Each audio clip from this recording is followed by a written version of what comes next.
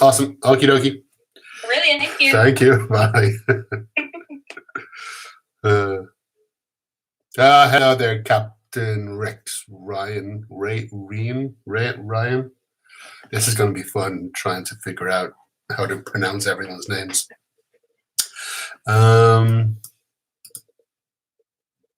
Lena.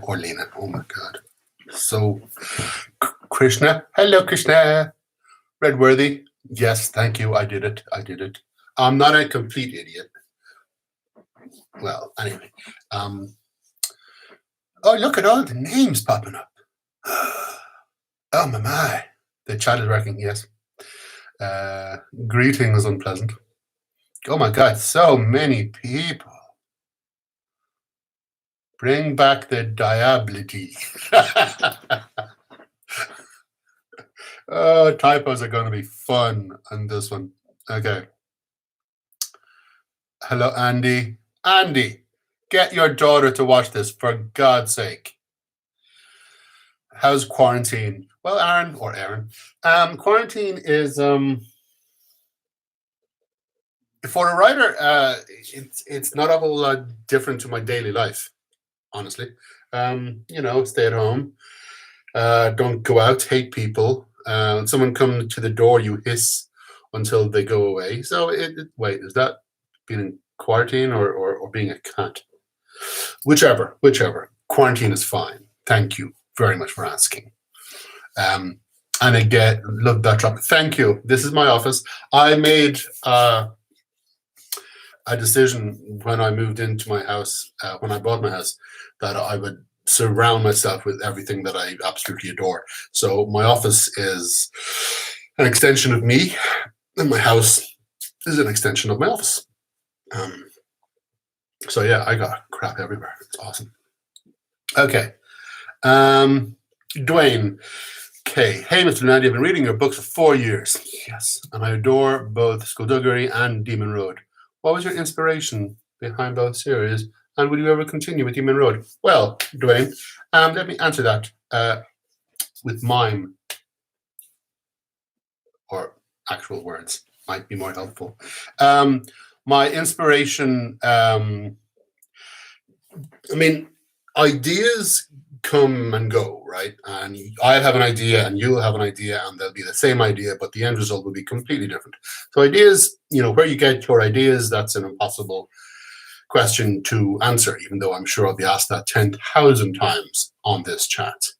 But the inspiration is different because the inspiration, I get my inspiration from everything that I absolutely adore. Comics, movies, other books, songs, it's and when I came up with Skullduggery, I said, okay, hello kitty, maybe you saw kitty, that is Bowie. Bowie, are you going to come over here to say hi to the people? Bowie? No, you're going to look out the window? Yeah, you're going to look out the window. It's fine. Oh, hello, Bowie. Look. Oh, yeah, Bowie. Look, Bowie. Look, people. Come on. No, hug me. See? Hello. This is Bowie. And Bowie's the cutest little kitty in the world. Yes, he is. And she does the good scratches. Oh, you're poor chap. And yeah, he can only stand that for a few seconds before he goes away. When I came up with Skullduggery, because it was such a expansive idea, I filled it with every genre that I loved. So every genre, everything that I've always loved is in Skullduggery. Demon Road, because it's purely horror, that was my love letter to horror. So whatever I do next, it'll be a love letter to that particular genre, I'm sure. Hello, Kai. As a trans person, it was important to me to see the representation in Never. When I was getting absurd, the books at me going, how did you get the idea? Never being non-binary and what have you, it came about the same way that Valkyrie's sexuality came about, because I found myself, sitting at a table and signing books increasingly for people who would quite honestly ask for, representation. That, are you ever going to do a non-binary character? Are you ever going to do this? Or are you ever going to, they want to see themselves in the books. And I'm binary. So I don't know what it's like, and to go through that. It must be turmoil until you realize, oh, right, well, this is the situation.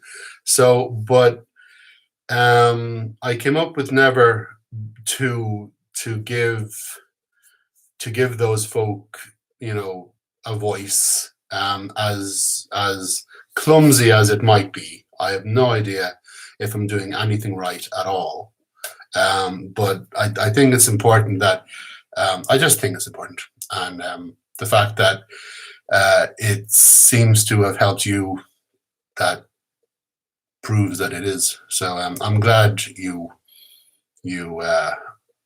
appreciate it, and I'm glad you are forgiving enough so that you will allow me to continue. Infinite X, in your mind when you write the books, does Chloe sound like you or anyone you know? Well, Ollie, it's weird. He has my accent, in the same way that Valkyrie has my accent. So it's in Irish, in terms of Irish accents, it's a very neutral accent. Although I would say that everyone thinks their accent is neutral.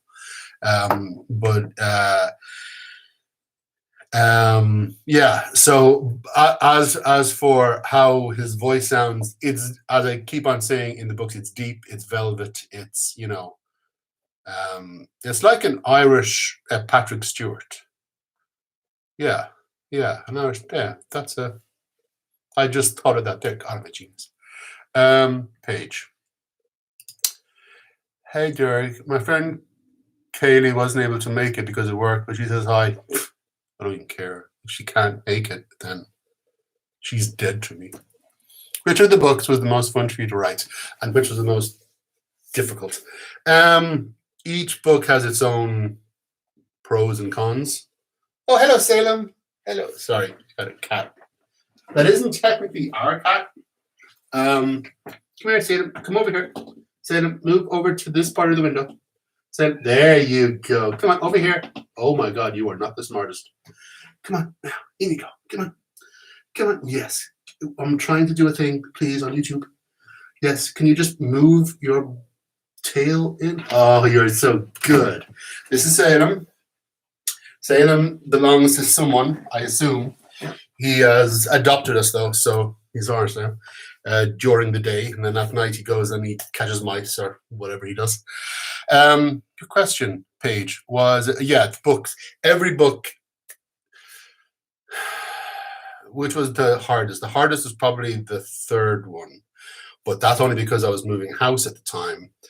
And it delayed it for, half a year or more. In the writing, not in the publishing. The most fun to write is still probably the ninth, because that was the culmination of everything so far, and I needed it to do 17,000 different things at once, and I'm just glad that it did, and I had a blast writing it. Rachel, I was wondering if it is physically possible for us to wear flip-flops. Finally, Rachel, somebody asked the intelligent questions that we're all here for. Would they work with this feat, or would they not flip and flop? This is important. Rachel, it is important, but not for the reasons you think. And there you go. Wordsmith, Jamper. While writing a book, is there a good way to plan it? I've had to stop writing my story at the moment because I have all these ideas, but no idea how to put them all together. There is possibly a formula for it, but I don't know what it is, because every every story demands a different interpretation, a different way to approach it. Screenplay is much different. You have your okay. If you're looking for a structure, study screenplay structure. That is how I approach plots. I have the 3 acts. I have the midway point where it's something huge happens, and so I take the structure of film and I apply it to the books as a bare bones, and then it kind of evolves around it as we go. So yeah, I would say research screenplays. Yeah, that's what I do. Aragog, who's your favorite Doctor? It's a cross between 10 and 11. Neil Tennant and Matt Smith. I came about with I think the 6th one, the cricket thing, and so that was my Doctor growing up. But 10 and 11, personality-wise, they are far more me. And if I were to invent a Doctor, they would be the Doctors I invent. So yeah.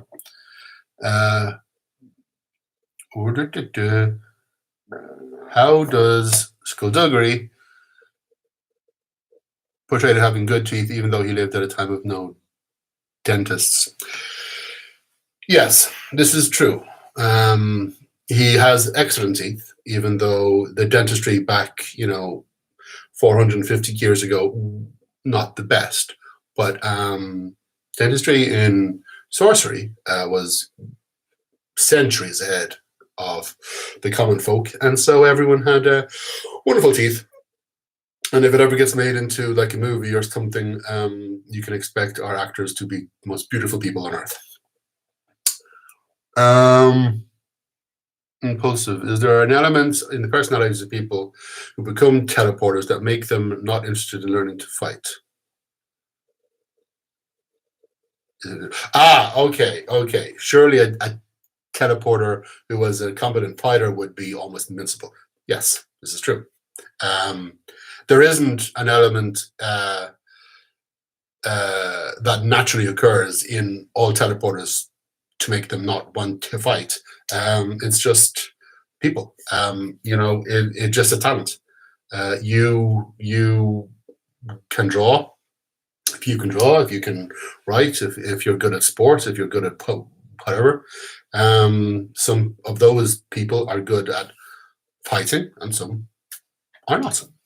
So yeah, there isn't anything inherent in the discipline that means you can't be a good fighter. You can, and you're absolutely right. A good fighter who is a teleporter, invincible. Out of all the weird chicken names you come up with, which is your favorite? And will we see a Bowie cameo in the next book? Probably won't see a Bowie cameo. All of my pets' loves, I think, are encapsulated in Xena. Is why I gave Valkyrie a dog after my German Shepherd, Ali, died. And I said, no, okay, so I don't have her anymore. I'm going to give her to Valkyrie. So all of my pet loves are now personified by that dog. And the other question was something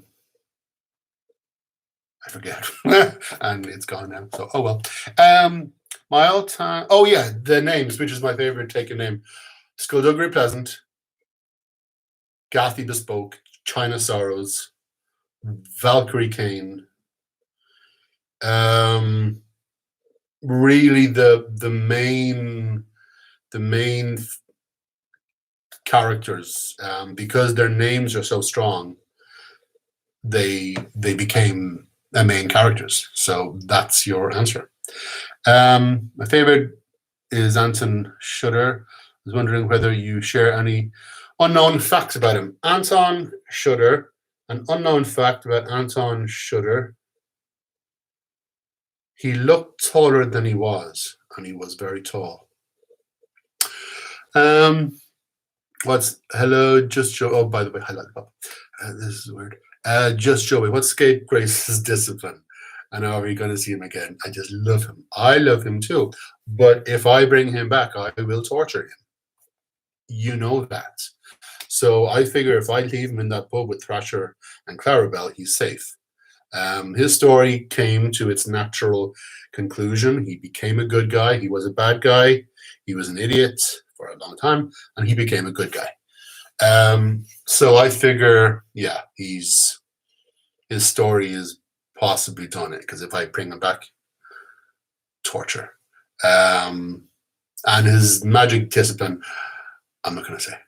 All I will say is that it was way too much for him, which is why he doesn't actually use it. Yeah. Aaron, what does your friend Muse, who inspired Valkyrie, think of Phase 2? The way Valkyrie is changing. Interesting. We haven't had that conversation. She's off having her first baby now in 8 weeks. The real Valkyrie will have her first child. She's 30 now, which is bizarre. So apparently she's had like proper stuff to concern herself with, and but it's weird because Valkyrie in Phase 1 was really based on her, and because Valkyrie in Phase 2, I needed her to be a lot more vulnerable. The original Valkyrie is not vulnerable. I mean, she's awesome, absolutely adore her, but she's not, and she's strong, and she's tough, and she's intimidating, and she intimidates everyone.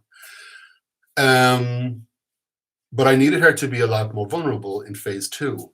So, there are a lot of elements of her personality now that are based on my girlfriend Laura.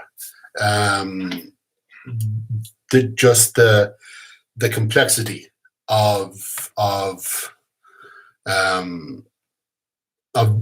dealing with stuff. Yeah. So now Valkyrie is an amalgamation of my two Lauras, my friend Laura and my girlfriend Laura. Aaron, okay, that was you, Aaron. Carolina, when you wrote that Skullduggery's head was not his own, did you intend on making use of it later? No, that was a joke. That was a gag. That was a one-liner. It was cool, and it was funny, and it made me laugh. But I was reading something a few days ago. I can't remember, but he put it brilliantly. He said some ideas you just throw out there, and some ideas you throw out there and they take root, and the root grows into a tree, and the tree has branches, and they branch off into all different directions, connecting back into your main plot. That is one of those ideas, that it was a joke, and then it became, actually it became a thing. So yeah. Joshua, was Gordon supposed to represent you? No, actually he wasn't. I never intended to have Gordon in the book when I wrote the first one. And when he did appear, he was this absent-minded, like doddery, a bumbling writer type, and I did not see myself as that. I saw myself as skullduggery. I saw myself as cool and competent and awesome, which I am. So no, Gordon was not meant to represent me, but because I brought him back and I didn't intend to, I then gave him some of the stories, some of the experiences that I've had as a writer. So yeah. Sahil, how long are you planning to write Skullduggery for? You've been reading for 10 years. Oh, jump off. 2 more books left after Seasons of War. And I would show you Seasons of War and go, look at my beautiful book, but I don't actually have it. So some people out there have it. It's been delivered early, or it's been delivered on time. I do not have it. I'm supposed to get a big, huge box of them. And yeah. So there's 2 more left. after this one, and there'll be 15 books in the Skullduggery series plus the 1 or 2 spin-offs. So yeah, 2 more. Take a name from his infinite. Ollie wants to know if I had to take a name for myself, what would it be? It's Saracen Rue. I took that years before I came up with the need for Saracen Rue, and I loaned it to him when he needed a name, and I said, okay, if you die or if the series ends, that's when I'll take it back. So, Eddie, thoughts on swearing? There's an instance in Seasons of War. Wait, no. There's an instance in Season of War where they say fricking, but it didn't feel right. The fans have grown up with the series. Will the language evolve too? Basically, my thoughts on swearing in the books is that if it's allowed on The Simpsons, it's allowed in the book. So they have damn, they have hell, they have, everything you'd see in The Simpsons. And they're in terms of bad language, in terms of cursing, you're trying, as a writer, you're trying to be honest. You're trying to be honest in the reactions of the characters and trying to be honest in the world. And sometimes it's just not realistic if someone says, oh, poo, So you've got to be a little more grown up about it, essentially, as a writer and as characters. So, but we'll never get to the point where there is actual cursing in the book because they're for kids. So I have a hell every now and then, but not a whole lot because my editor won't let me. Wonky Spoons, what discipline would you choose? Teleportation. Then I would never be late for anything. I'd never have to go on tour again. I'm not on tour now, but it sucks. And I would go on tour, but I wouldn't have to get on a plane. So I can just appear in the bookshop or appear in, at the head of the signing queue and just sign, then pop off home again. It's lovely. And also I'd be invincible and I'd kill so many bad guys. Simon, I'm much looking forward to Seasons of War. You cannot wait. Are you still going to sign the books once everything gets back to normal? Yes, I will be signing. I will be, when everything is back to normal, I'll be back on tour again at some stage, and I'll be signing all books as usual. All books except yours, Simon. Yes, I just decided right now I'm not going to sign any of your books because you are evil. There. Freya, will you be bringing back any characters from the earlier books? Yes, I assume so. Especially in the final book, that's when you want to see everyone who's still alive. You want to see them so I can kill them in front of you. Are you a Star Wars fan? I am. Amazingly enough. Yes, I am. I've got, Star Wars C-3PO and Star Warsy and Star Wars up and in the other rooms, and I have props from Star Wars. I have Obi-Wan Kenobi's lightsaber from the Ewan McGregor movies. So I like it. Was it daunting at all to work with different dimensions, knowing other series with this element often ended up with plot holes? No, because I'm a genius. And I figured that if anyone can do this right, I can. Also, it's a pure science fiction idea. And Kingdom of the Wicked, where it was introduced, that was my science fiction novel.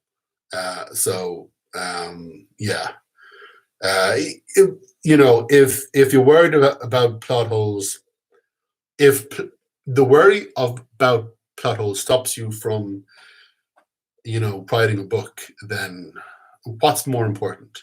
The story and a bit of plausible deniability about reality, or a plot hole. And so as long as, I mean, I'm not the best with keeping track of what I've done. I will say something in one book, a line, and I'll completely forget about it. And in 3 books, like I'll say, this person has never met this person. And then 3 books later, I'll say they were the best of friends. And they keep on sneaking into the book. And I keep on having to scramble to either explain myself because this was intentional, or mostly it was intentional. And I have to scramble to explain something. And I've done that in Seasons of War, where I made a mistake in the last book. I said something that contradicted something earlier, and now I've had to kind of, oh no, how can I explain this in a way that doesn't make the reader throw the book across the room? I won't say what it is because I can't remember. Gabstar, what's the status on the Skullduggery movie? Gabby and Amo from Botswana. All right. Hello. How are you? Oh. What's your question? Movie. The fact with the movie is, until we're making the movie, there is no news on the movie. And that's just how the business works. Until you have your director, your actors, your finance, there is no movie. So behind the scenes, yes, there's always news. I mean, the Skullduggery movie is a constant, is a monster that is constantly moving. You know, it's a shark. It's always moving. And if it stops moving, it'll die. So it's a constantly moving thing. There's always news. There's always developments, but it never gets to the point where I can say we're making it. We've come really close, and then we've swum away. One of these days, the shark is going to take a bite. Yeah, but until then, I can't actually say anything. And it might never happen, to be honest. Hopefully it will. Muffin. Hi, Muffin. I was wondering about how you find the motivation to write so often. I have so many plans of my own, but I struggle to put pen to paper and actually begin to write. How do I do it? Well, contracts are a wonderful motivator. Being paid is a wonderful motivator. Having readers out there who are waiting for it, wonderful motivation. But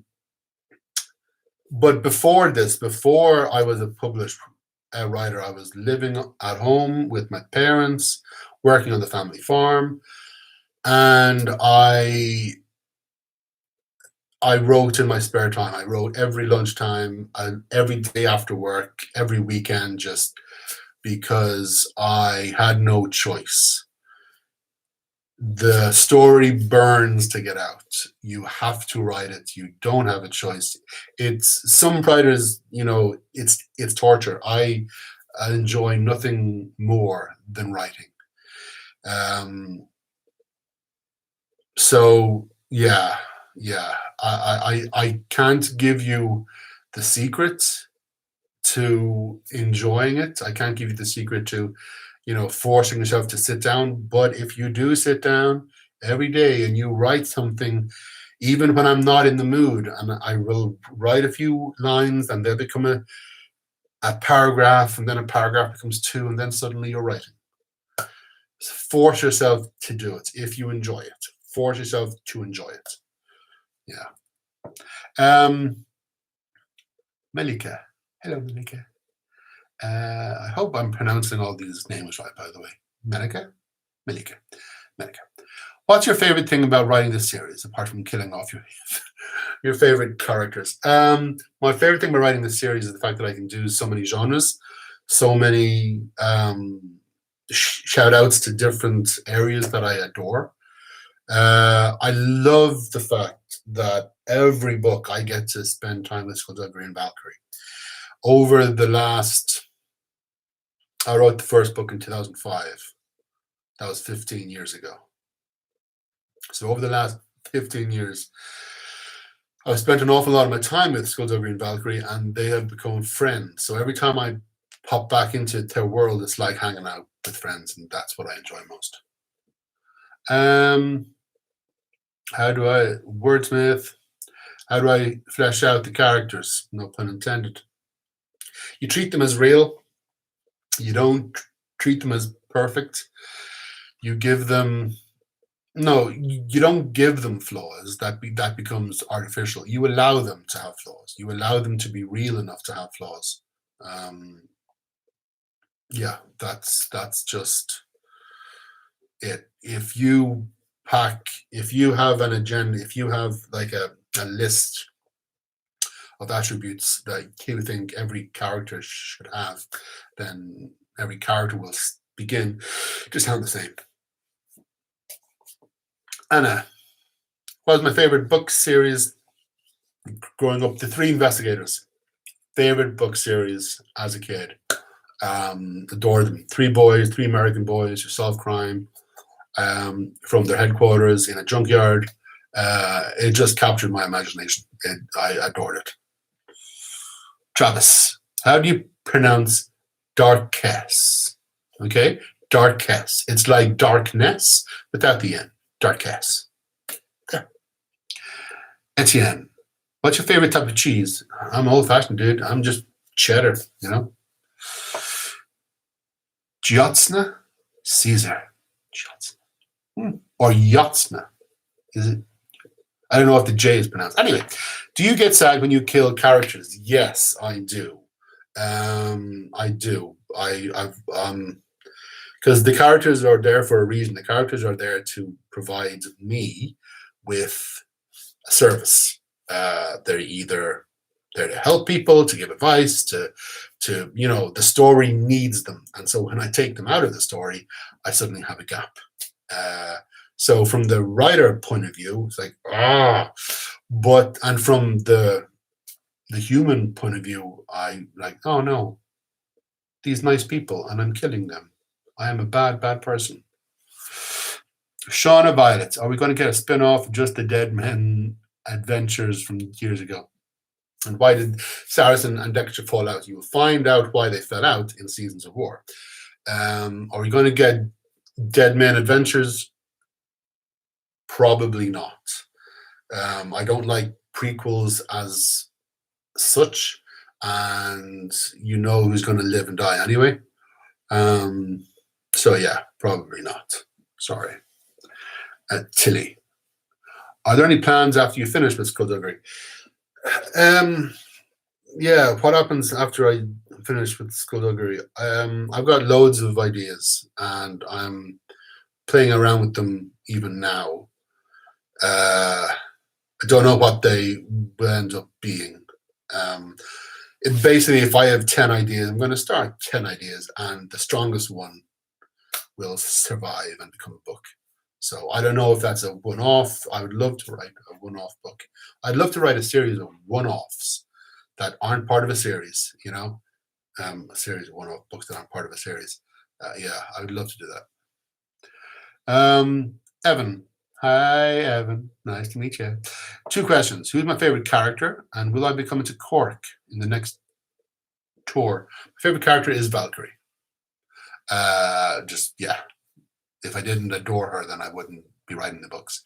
Will I be coming to Cork in the next tour? I don't know. Yes. Although don't quote me on that. I'll be coming to Cork again because it's Cork. Yeah, possibly. Karen, I read Skullduggery since 2010. How long have you planned Resurrection, Midnight, Bedlam, and Seasons of War? My God, you've read them 84 times? You weirdo. Karen, with phase 2, essentially, how long have I been planning it? I knew there would be a phase 2 when I was writing, I think, Kingdom of the Wicked. So I knew certain things that would be happening, but I really only sat down to plan it out after the Dying of the Light. That's when all of my notes, became more crystal clear. Yeah. Black Butler. I really love the 10th Doctor book. Thank you. That thing. Yes. Cool. As in the short story. I wrote with the 10th Doctor. Thank you. Glad you liked it. If you had a chance to write an episode of the new Doctor Who, what would it entail? I'm not going to tell you. I had an idea. I was approached a few years ago to do a series of Doctor Who books, and that set off the imagination. And I had an arc, But the thing with writing someone else's characters is that I'm not free to do what I would normally do, to kill characters, to be mean, to be sadistic. And I always have to check with the people who own the character, because they're the experts. I'm writing for Marvel. Boom, right? When I write The Falcon and the Winter Soldier, I'm not the expert. The editor is. And so I'll write a line, and then they'll get back to me and say, this didn't really sound like Sam or Bucky. So that's always a kind of a drawback to writing characters that aren't yours. So when I was offered the chance, I, to be honest, turned it down. But I had the arc in mind, and it would have been brilliant. And maybe I'll use it again at some stage. Nia, unknown facts about China. What is your favorite ship that fans have thought of? Well, hello to Bulgaria. Nia, unknown fact about China is, maybe it's not unknown, but she's actually really sweet. She's cold as ice. She can be, but really sweet. I've always found her adorable in her interactions with Valkyrie. That's probably not unknown, but there you go. And your other question was, Nia, what was your other question? China sorrows. I can't remember your other question. Oh my God, I talk so much. Sorry. Harvinator. This isn't a question, but I feel I want to tell you, your books helped me through some dark days in life, pun intended. Days that I felt I had nothing to feel happy about. Thank you. Thank you very much for saying that, Harvinator. Yeah, it's as a writer, you go to signings and you sign books, and you live in a bubble. You live in a very secluded life. Then you go out and you're thrust in front of all these people, and suddenly you're meeting these readers that you've never heard of before, or you have on Twitter or whatever. And some of them you recognize the faces, and some of them you don't, and some of them are brand new. But so you meet a lot of people, and you realize the effect you have. You don't, I didn't start out with the intention of affecting anyone's life. I just wanted to tell a story. But over the years, I realized, oh my God, the impact stories can have. So many friendships have been forged. People have got married who met in signing queues. I'm responsible for that. And they won't even name their children after me. Ridiculous. Alexandra, what book did you lose motivation for the most? And how pleased was I with the outcome? I don't know. I would have to go off and think about that one. Okay, Kingdom of the Wicked, I lost my way because that was my science fiction book. But originally, there were no alternate dimensions plot lines at all. It was just the three teenagers who were suddenly magic. And I got halfway through writing that, and I was going, "This isn't working. This is not as vibrant as it needs to be. Something is radically missing." And I already had the title, Kingdom of the Wicked, and I looked at it and I go, "That's an alternate universe title. That's what that is." So then I went back and I rewrote what I'd written, And basically it became about the alternate universe. And I was thrilled with how it turned out, because it's one of those ideas that they're not part of the original plan, and yet they sprout, and all those branches bear fruit. Oh yeah, the other half of the China question is, do I have a favorite fan ship?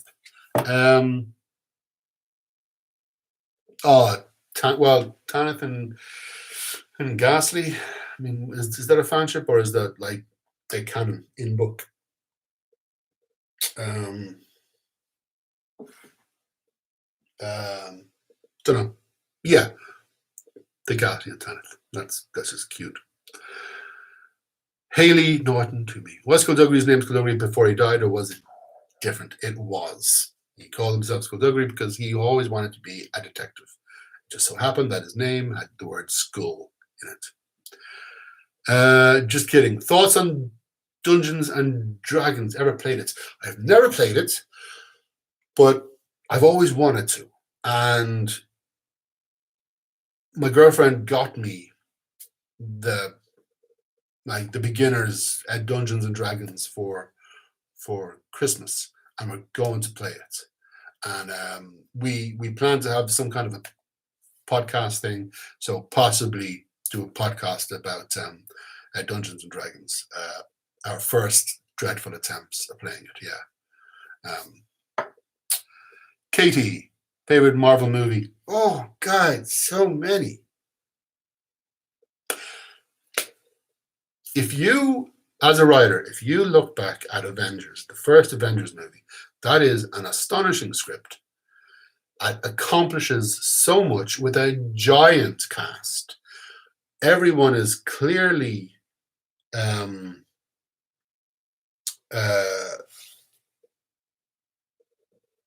painted. It's every line has a purpose, and it's astonishing. So yeah, Avengers, Winter Soldier, that's astonishing.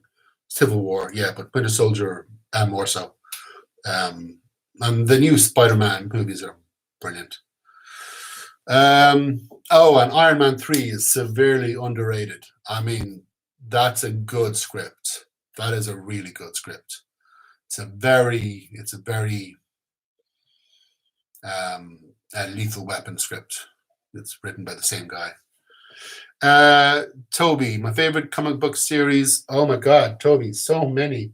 At the moment, it's a cross between Saga, Lazarus.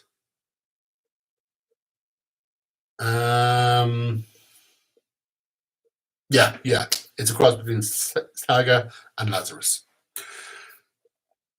Will we be seeing the villain from Choose Your Own Adventure story again?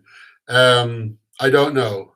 I didn't know who the villain was until I was writing Toad sections. Yeah, so I don't know.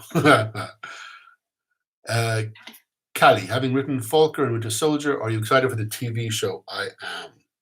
Those are two actors who just bring an enormous amount of charm to those characters. I tried my best to capture some of that charm in the comic, but the actors just bring warmth to it. So I'm very looking forward to the show. We've just started The Mandalorian, and quite loving it. Baby Yoda. Anastasia, have you ever find out what Skullduggery looked like before he died? No. I can say that with absolute certainty. No. Is that my honey bunny? Hi, honey bunny. Come here and say hello to the people. Look. See all those people? Mm-hmm. They all love me. Oh, wow. Yeah. Do they know who you are?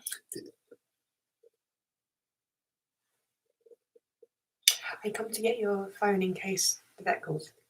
You haven't? Oh. No, I don't. Why didn't I give you my phone? I thought I gave you my phone. And then I gave it back to you. Someone called. This isn't. Oh, yes, okay. Sorry. Okay. Josh, is there anything you've written that you would want to change? Yes, Josh, lots. I would like to have kept some bad guys alive. I love the whole Batman Spider-Man thing of you beat a bad guy, they go to jail, they escape from jail. But I tend to kill off the bad guys because justice.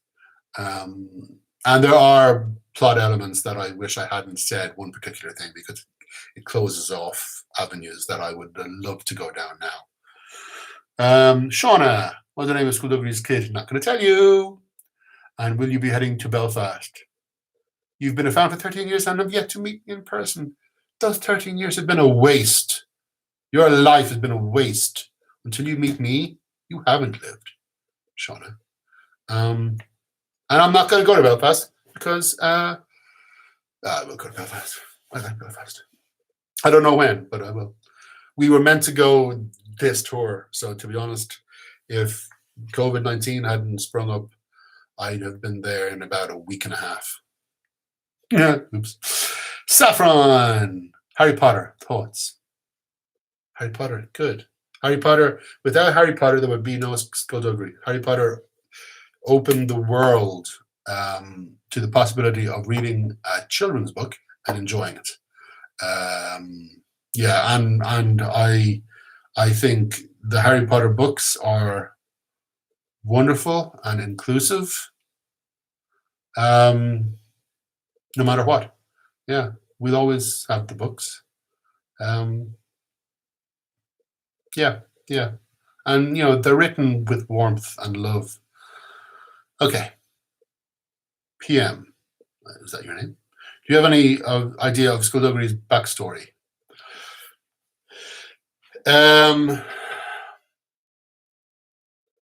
Yes, I do. And we will be seeing more of that in the final two books after Seasons of War. We'll be getting, I won't give you too much. I don't want to ruin the mystery of the man. But there are plenty of elements of his backstory, of his history that I can tell you with that just add to his enigma. Captain Rex Ryan, whatever. What is your favorite? Who is your favorite Star Wars character? Luke, I think. Luke or Obi-Wan.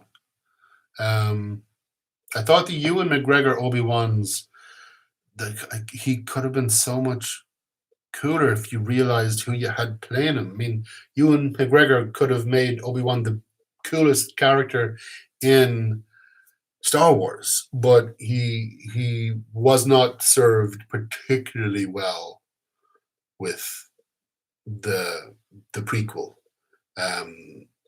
movies. But I mean, I always wanted to be Luke. I never really wanted to be Han Solo, even though he had the coolest gun and he had all the best lines. But Luke had the lightsaber, and he was an innocent, and he was, wandering around just trying to be nice. I like that. It's kind of like Omen. Jessica, do you have any shirts that aren't black, like a dark grey one for a special occasion? Ooh, sassy. Yeah, I have actually. Well, no, I don't. But I've got black ones with, Star Wars ships on them. And when I go to, we go to Florida, we go to Orlando every year, except, obviously.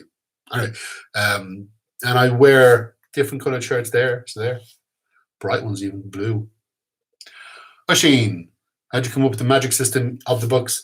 I figured originally they were completely different to how they are now. But it was too easy because they were attacked by a vampire. They had an anti-vampire spell. I stripped that all back and I rewrote the magic, and I approached it like fighting. The different styles are like the different styles of martial arts. Some are designed to defend, some are designed to flow, and some are designed to hurt. So yeah. Lewis Ravenscroft. Val has PTSD in phase 2. Ever thought about the mental health of other characters? Like maybe Omen has an autistic classmate. Fletcher has a bipolar co-worker. This is something, yeah, this is a thing. I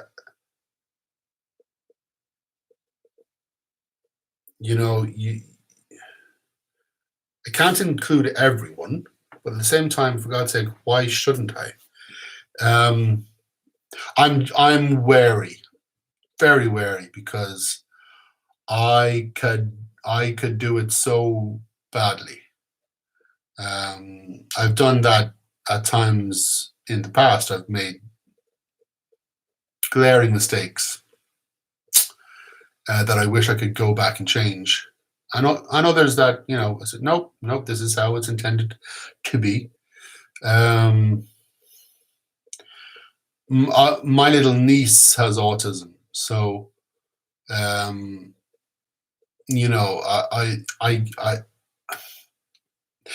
and so because of that, I know that autism is different for everyone. And so one person's autism is not the same as another person's autism. And I don't have autism. And so I can only view, interpret, and write about it. I can't feel, I can't experience it. And with something like this, it's something that means so much to people, it's tricky. I might get it wrong. It's the same with Never, but I took a chance. And I could have gotten it horribly, horribly wrong. But I ran it by some people who knew what they're talking about, who have been in that situation. And they gave me the proper tools that I would need to navigate. But it's tricky. And you don't want to be seen to just be including people of a certain persuasion just to include them, At the same time, they need representation, because if you're not going to do it, who is going to do it? No one. So sometimes you've got to be the first one to go, okay, I'm going to take this hit, or I'm going to take this risk. So to be honest, I don't know. It's something that I think about an awful lot, though. Francis, how did I feel about the last Star Wars film? I liked it. I tend to like Star Wars. I tend to like movies. There's something there's going to have to be something radically wrong with a movie for me not to find the good in it. And sometimes you walk out of the cinema and you go, yeah, I love that. Other times I walk out and go, that was not what I was expecting. The Last Jedi was not what I was expecting. And I enjoyed it, but it was not what I thought it would be. And then you do research. Then you read up about it, and you think about it, and you examine it. And then you start to see the genius within it. So with The Rise of Skywalker, I'm waiting until I see it again before I decide whether or not to decide where it goes on my top 10. That's very diplomatic of me. Catherine, favorite line of dialogue I've written. I love all the the things that creators have taken on board, like doors are for people with no imagination, and embrace your inner lunatic. But my favorite piece of dialogue is the joke I made about a Baroque chick. I just think that's just wonderful. I just do. But yeah, that's just me. What is my tattoo about? My tattoo is secret and meaningful, and it encapsulates me as a person. It goes all the way up here, then it swirls, goes all the way, and then it actually leaves my body and then loops back in. It's a tribal thing.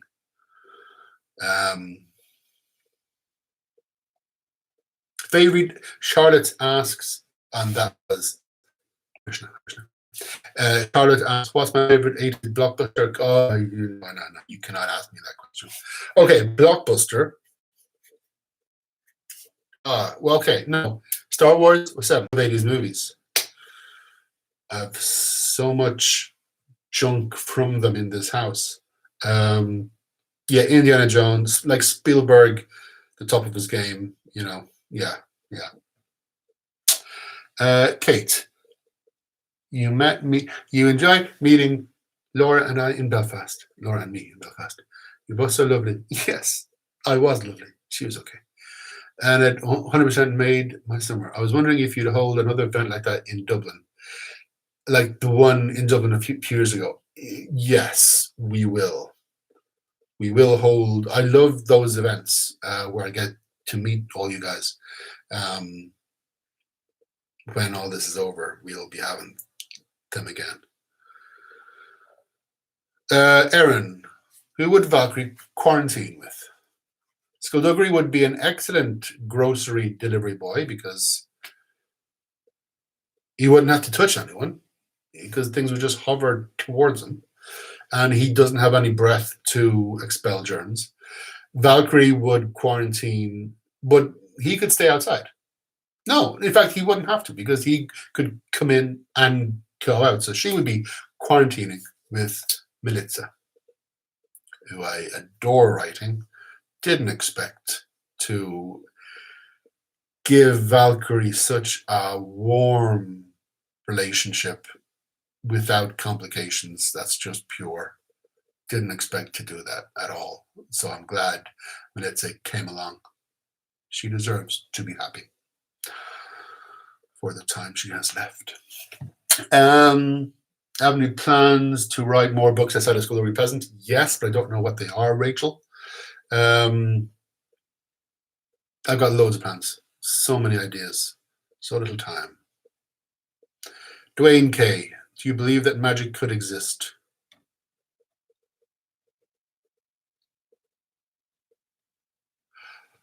I'm a very practical person. So, no. But I would be thrilled if I was ever proven wrong. Hannah, or Hans, Han.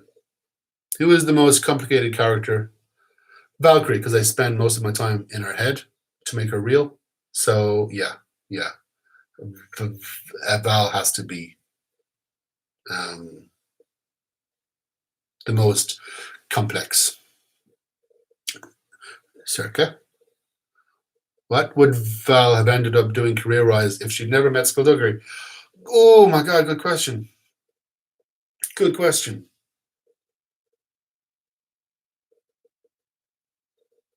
Good question.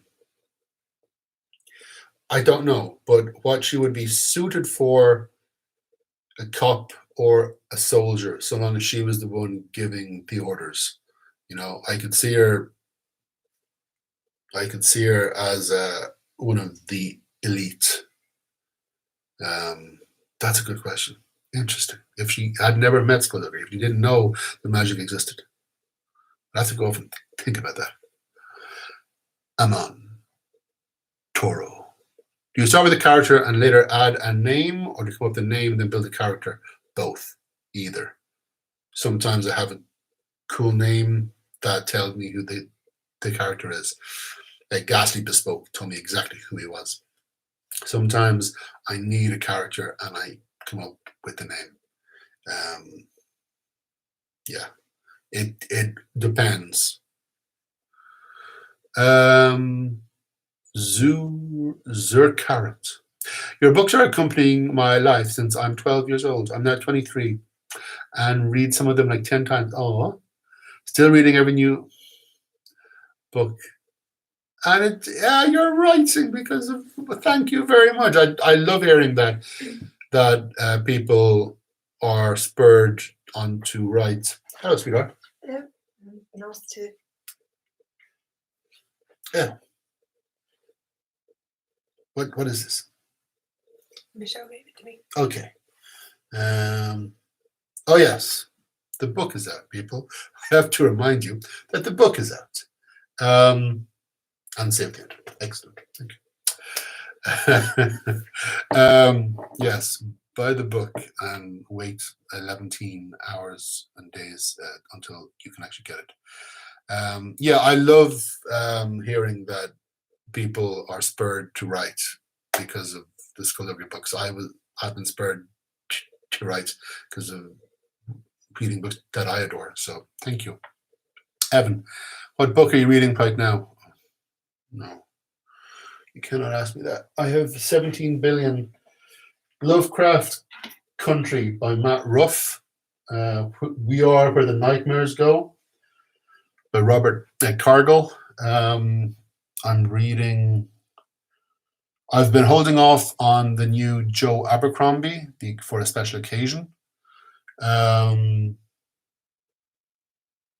be honest, I've got so many amazing books on my bookshelf that I've yet to read. Going into a lockdown, going into isolation was not a problem at all.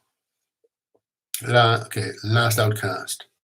What do you do when you get stuck on a story? Go for a walk, chill out, watch a movie, play a video game. Don't fret. The more power you give to a problem, the bigger the problem becomes. Be like water. Bruce Lee said, be like water. The water in a stream, it meets a rock. It doesn't try to bash through the rock, it flows around the rock. If you have an obstacle in front of you, you flow around the obstacle. Be like water. Riley, what kind of formats do you use when writing? I use Microsoft Word. I use New Courier, font 12. And then the publisher alters it when I give it in, but I like how it looks on the screen when I write. Who would I pick to play China Saras? You would pick Elizabeth Gillies. Elizabeth Gillies. Elizabeth Gillies. Elizabeth Gillies or Gills?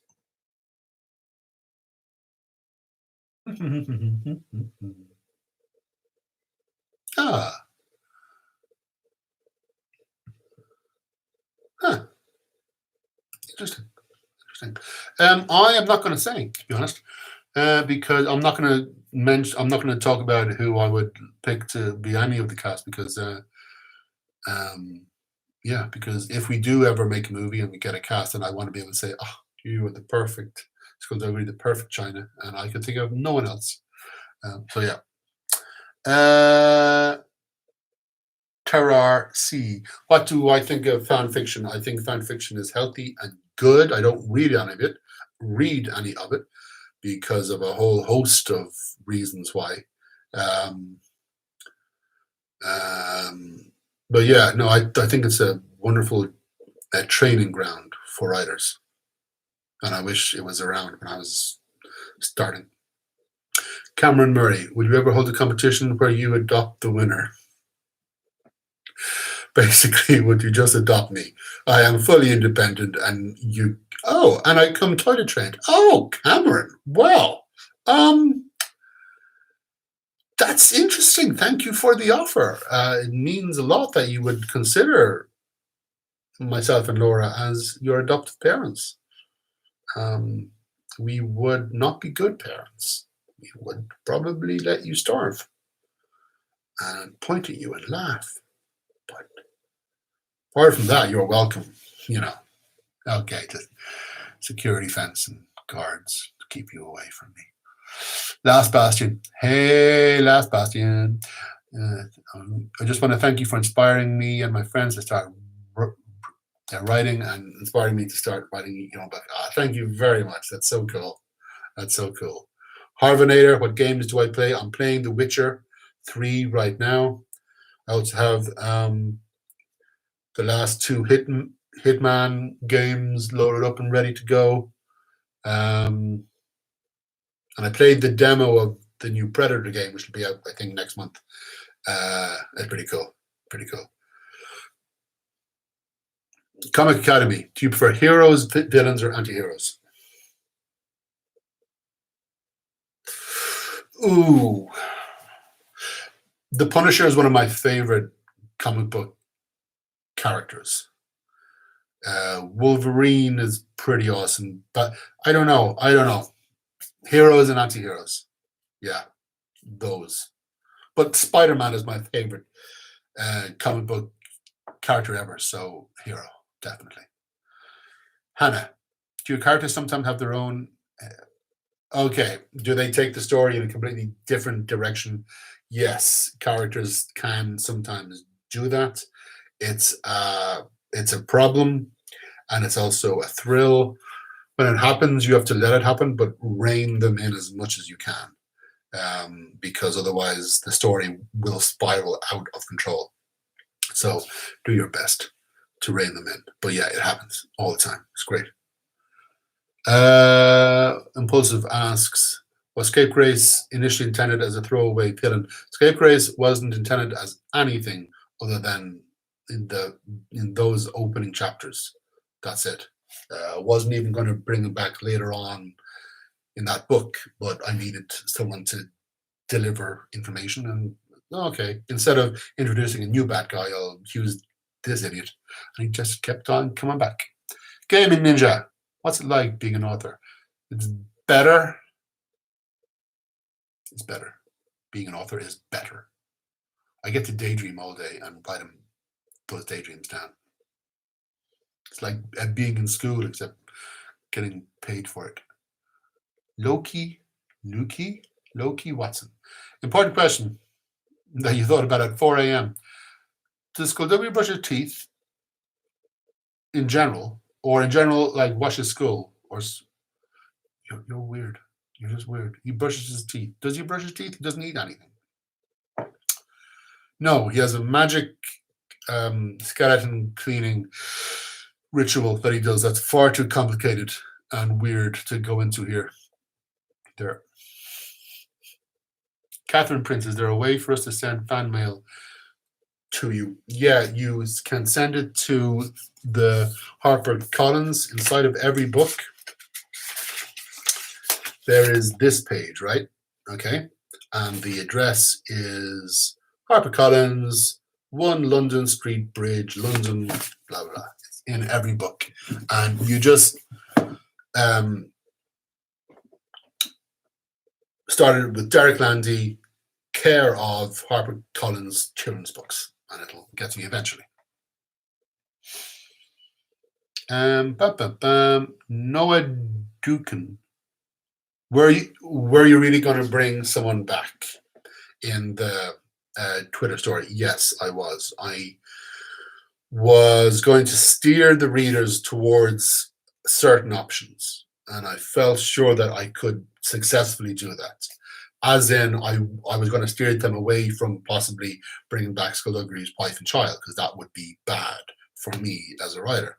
So I knew I could steer them into the direction of bringing back characters that they had grown to love, who have sadly passed on. And I knew I could narrow it down to about 4 of the main ones that you would normally and naturally want to bring back. So yeah, I was going to do it. And I had a way, because of Esmeralda, I had a way to do it. But now Esmeralda is gone, and I told everyone at the start this would decide the ultimate fate of a favorite character. So you guys naturally assumed that you would be getting that choice at the end. But I gave the choice to you at the start. And yeah, I'm sneaky. Dark Forever. I'm planning on getting a skullduggery tattoo. Just don't know what one yet. The book means so much to me, especially being dyslexic. It was my portal to reading as much as I do. Thank you very much, Dark Forever. Unusual name. Thank you very much. That's absolutely adorable. And it means a lot that, again, the books spurred you to read. That's something. The first time I ever got a letter about that, it actually spurred me or my son or whichever it was to read. I showed the letter to my mother, and she went, "Oh my God, this is it. This is the purpose. This is the purpose of being a writer. You've actually opened up someone to books." And yeah, it's pretty special. It never stops being special either. That's the thing. Yeah, you wrote a song for Skullduggery, the series, and it's like the Phineas and Ferb theme, and it'll be posted on Twitter. I hope I see it too. I probably will if you posted it on Twitter. Okay, that's awesome. Catherine again. Did you expect that you would become an author?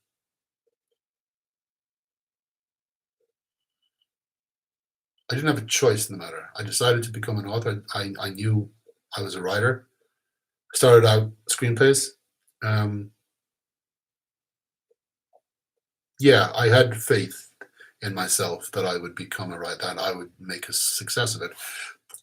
The thing is, though, you can have all the faith in the world, and I could have all the faith in the world, and I might have not have had the proper idea, the right idea at the right time, and it might not have reached the right people at the right publishers, and even if it got published, it might not reach the right readers, and so many things could go wrong, and which would have stopped me from being here. So all of that faith in myself, yes, thankfully it resulted in a career, but it could just as easily have resulted in a lifetime of chasing something that was never going to happen. That's depressing. Let's move on. Millie, have you read any of the Junji Ito horror comics? Yes, I got the Spiral one. I'm making my way through it. It is tough going. It's a big book, but yeah, it's just some weird stuff going on on those pages. That is some weird stuff. It is fascinating. And yeah, I'm not the biggest fan of manga as such. I did animation. I went to animation college when I left school. So I appreciate, anime, and I appreciate, but I don't know, but there are some that just resonate, and those horror comics are, yeah, they just get under your skin. And there's other like manga and anime that I absolutely adore. I watched kind of like Ganzo on Netflix, a CG film. I mean, beautiful, great monsters, great action, worrying sexism, and that kind of turned me off the story when the women kept on having to be saved by the men. Don't, as you can imagine, with Valkyrie, I'm not the biggest fan of that, but yeah. Okay. Kiwi, no wait. Paola is the school where Fletcher works the first proper magic school or overall or just in Ireland? It is, I think, the first official school of magic in the world. Yeah. Kiwi. Apart from skullduggery, what is your favorite member of the Dead Men and why? Of the original lineup, Ghastly, Saracen, Anton. I love whenever I got to write Anton Shutter, it was wonderful because he's completely different from all the others. He's very stoic and quiet.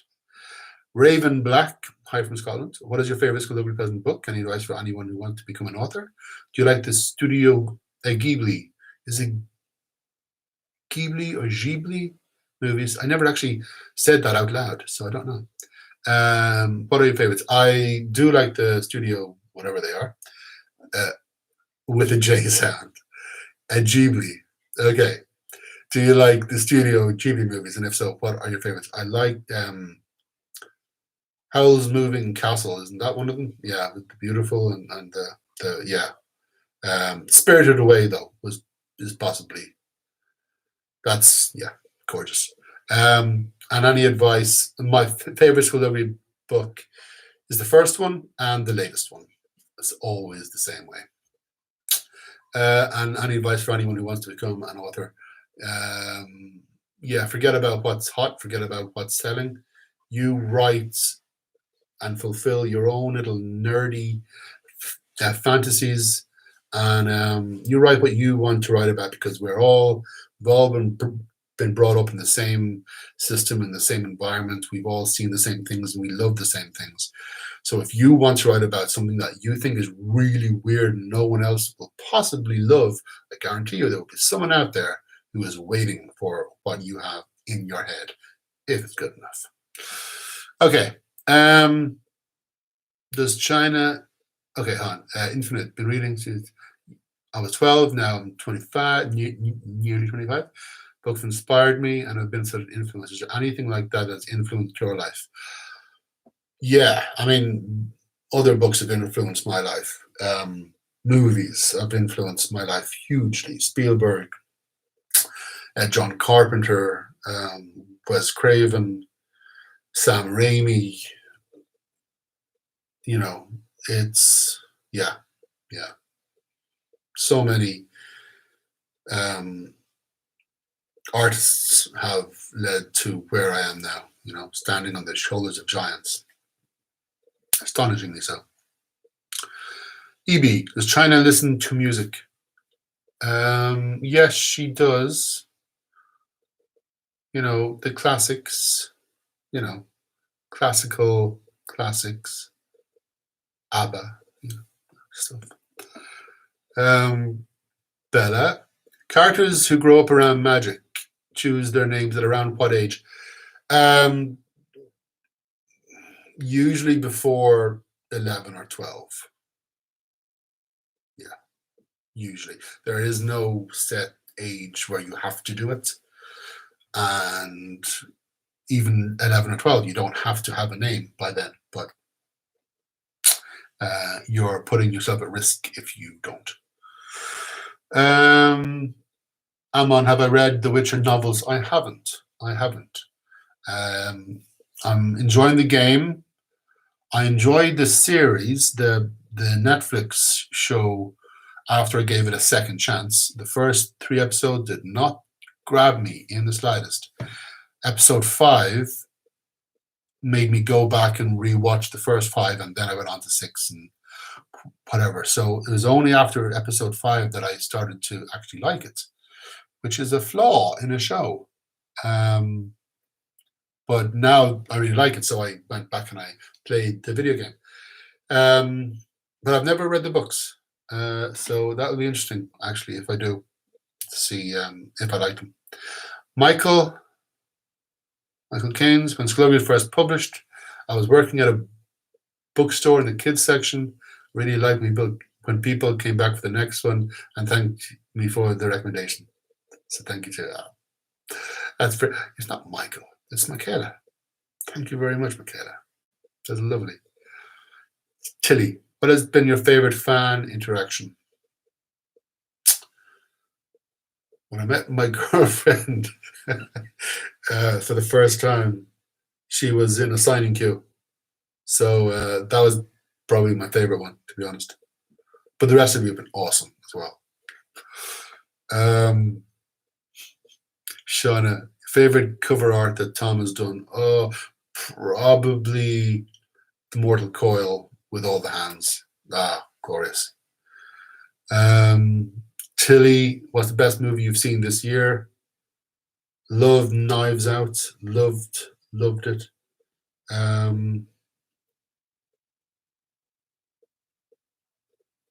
God, what happened this year? This is only April. Very few things have been out yet. Yeah, yeah. But Knives Out. Wait, was Knives Out even out this year? I can't remember.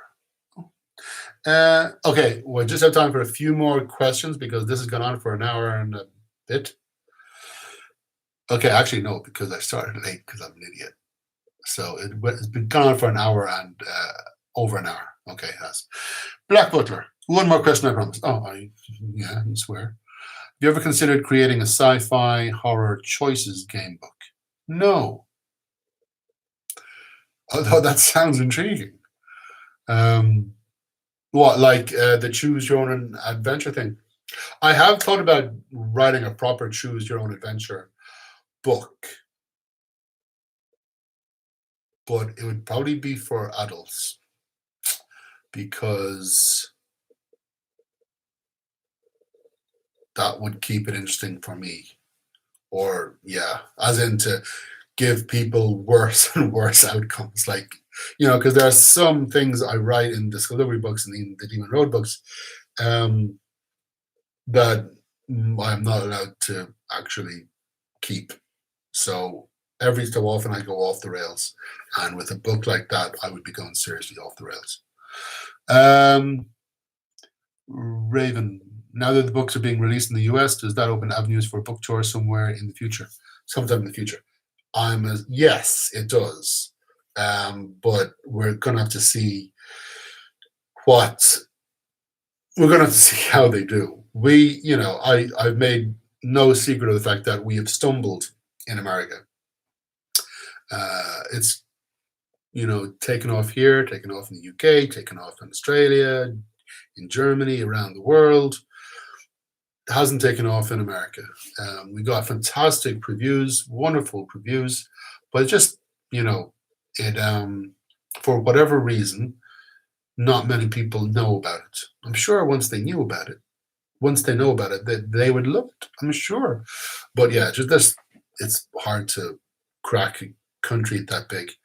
So, if it is ever successful enough, I would love to do a tour in America. And I say that as someone who does not like tours.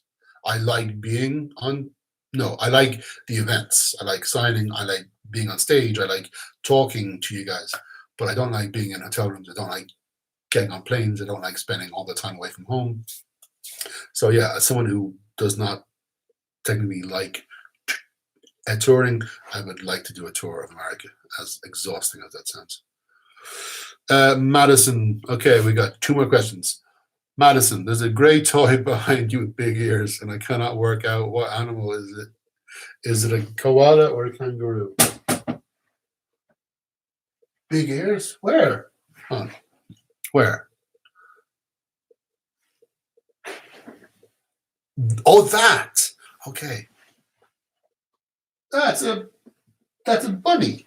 That's a bunny that I was given on tour. I've got the details probably beside the bunny. Can't remember where. But yeah, every so often I'm given a cuddly toy. Upstairs is full of koalas and various kangaroos from Australia. I'm given cuddly toys every now and then. It's cute. And Kiwi, last question. What would happen to Skullduggery if he didn't actually meet Valkyrie?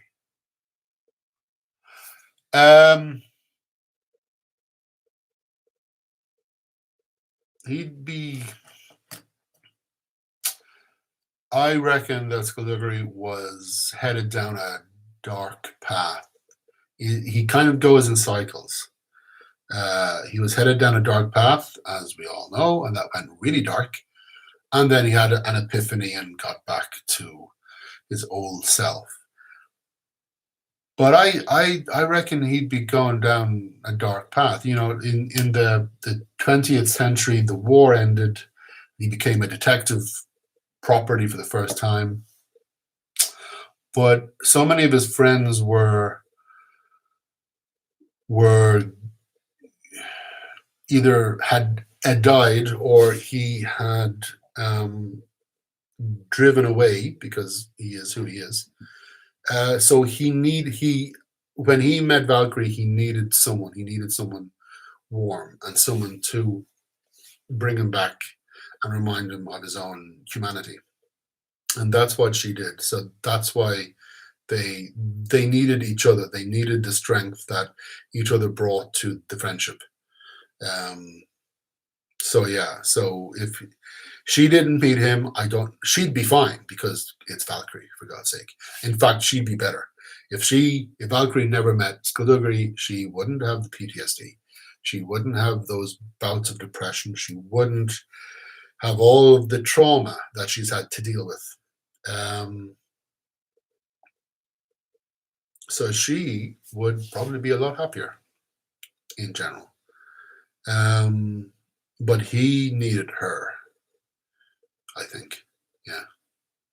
Okay. Yeah. I'm just, looking at all of the comments. You're all. I mean, they go back. I just scroll back, and there are so many of them.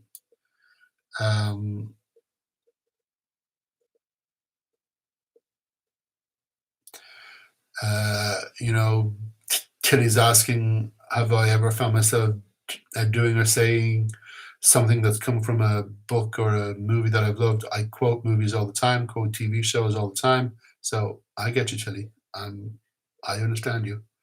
And